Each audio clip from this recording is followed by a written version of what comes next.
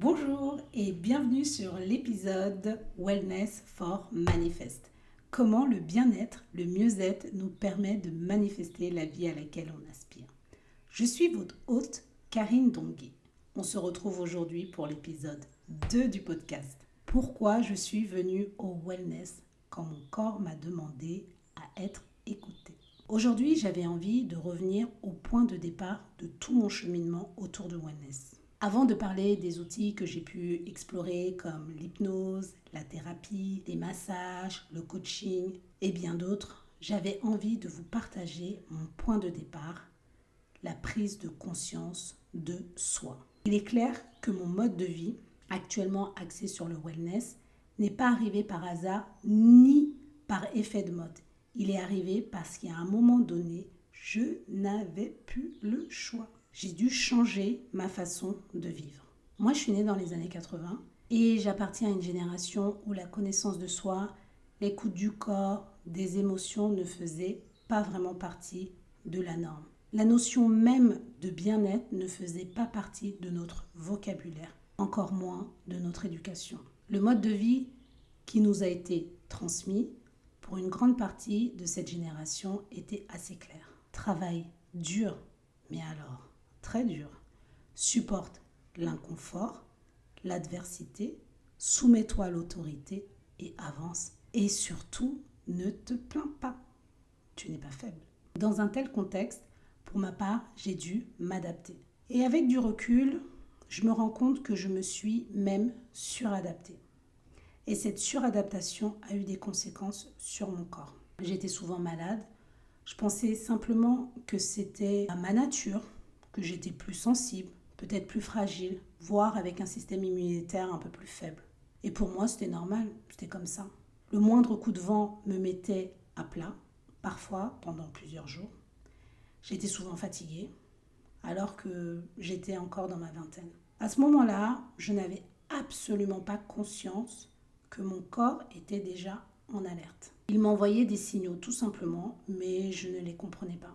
Moi, je faisais ce qu'on m'avait appris. T'es malade ?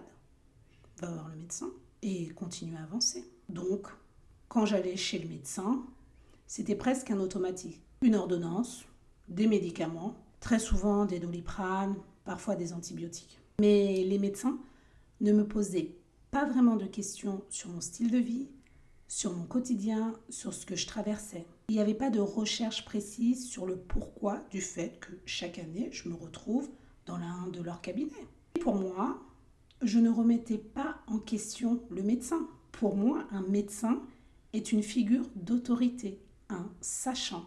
Il n'était même pas envisageable de me dire qu'il pouvait avoir tort.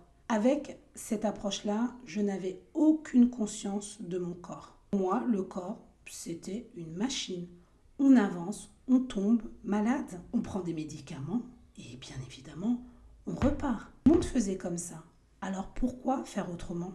Et puis, il y a eu un moment où mon corps m'a tout simplement dit « Bon, ma chérie, ça fait longtemps que je t'envoie des signaux pour te dire que ça ne va pas. Ton rythme de vie ne me convient pas, tu ne m'écoutes pas, alors on s'arrête là. » What ? Une vraie rupture entre lui et moi. Vous savez, un peu comme dans une rupture amoureuse, il y a toujours des signes un peu avant-coureurs. On va les voir, on veut continuer à avancer. Là, c'était un peu le cas. Mais il y a eu quand même un point de bascule où mon corps m'a dit « ça suffit ». Et je me souviens très bien de ce jour-là, c'était un 31 décembre. Je me préparais à rejoindre mes copines pour fêter la nouvelle année. Et puis d'un coup, je n'ai plus réussi à avancer. Une douleur intense apparut sur le côté gauche, un peu vers le dos, milieu, enfin un peu bizarre. Je n'arrivais pas vraiment à décrire où ça se trouvait, mais c'était sur le côté gauche. Une douleur qui m'a coupé l'élan. La fatigue est devenue trop forte à un point où je ne pouvais plus me préparer et c'était impossible que je sorte. Donc un 31 décembre, évidemment pas de médecin, alors direction l'hôpital, les urgences. Un 31 décembre, autant dire l'horreur. Je me suis retrouvée là comme dans un épisode du Dr House, pour ceux qui ont la ref. On sent qu'il y a quelque chose, mais on ne sait pas quoi. Les médecins ont cherché échographie, prise de sang, examens qui s'enchaînent. Ils ont fini par détecter une infection urinaire. Bon, d'accord. Mais ça n'expliquait pas la douleur intense que j'avais.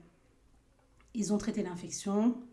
Et juste avant ma sortie, l'un des médecins a insisté pour que je fasse des examens complémentaires, notamment une IRM. Donc je fais cette IRM, quelques jours plus tard, je retourne à l'hôpital, le médecin me regarde, prend un temps, une respiration et il me dit « Madame Dongué, vous avez un cancer du rein gauche. » What? À ce moment-là, j'ai 25 ans, un petit garçon, je suis mariée, j'ai une vie sociale, des projets, des rêves plein la tête, un cancer? Mais c'est quoi ce truc de vieux qui vient polluer ma vie? Non, non. Moi, je suis jeune, je veux pas de ça. Le déni. Et pourtant, j'allais devoir faire face à quelque chose que je n'avais absolument pas prévu dans mon agenda de femme dynamique, ambitieuse, prête à monter un empire. Il n'y avait pas de place pour ça. Mais j'allais devoir en trouver de la place. Et j'allais surtout devoir m'arrêter pour faire face à cette réalité. Alors, j'ai été très bien soignée. J'ai eu beaucoup de chance. Mon rein n'a pas été retiré. La tumeur a été enlevée et mon rein s'est résorbé. Sur le papier, j'étais guérie. Mais intérieurement, quelque chose avait changé. Pour la première fois de ma vie, j'ai compris que tout pouvait être arrêté du jour au lendemain. Et c'est exactement ce que mon corps voulait que j'entende. Alors j'ai commencé à l'écouter. D'abord timidement, par des petites recherches, notamment sur pourquoi une jeune fille de 25 ans a un cancer du rein gauche, alors que c'est un cancer qu'on retrouve généralement chez des hommes beaucoup plus âgés, souvent après 60 ans ou voire 65 ans. C'est là que mon cheminement a réellement commencé. Cette annonce a été tellement un choc dans ma vie, mais c'était surtout la première fois que je prenais réellement conscience de moi, de la fragilité de la vie, du fait que tout peut basculer du jour au lendemain. Avec le recul, je me rends compte que beaucoup de personnes passent par des chocs pour commencer à se reconnecter à eux-mêmes. Le corps envoie souvent des signaux bien avant, et on ne les écoute pas. Plus notre environnement participe, parfois même, à ce déni. Alors, le corps finit par nous dire « D'accord, tu ne m'écoutes pas, je m'arrête là. » Pour moi, c'est là qu'a commencé une vraie prise de conscience de soi. Pas comme quelque chose de spirituel ou de théorique, mais comme une nécessité et un nouveau mode de vie. Comprendre que s'arrêter, ce n'est pas un échec, c'est parfois juste se réajuster. Aujourd'hui, si je vous partage tout ça, c'est pas pour vous faire peur, c'est simplement pour rappeler que quand un symptôme se répète, c'est jamais anodin. Le corps ne nous trahit pas, il nous parle, il est notre allié pour faire l'expérience de la vie sur Terre. Et parfois, quand il s'arrête, il nous donne aussi la permission de vivre une vie plus alignée. C'est sa manière de nous rappeler que nous ne sommes pas obligés de subir notre vie.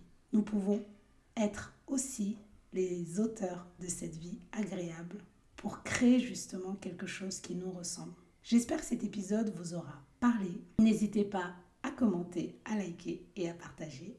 Et je vous dis à la semaine prochaine.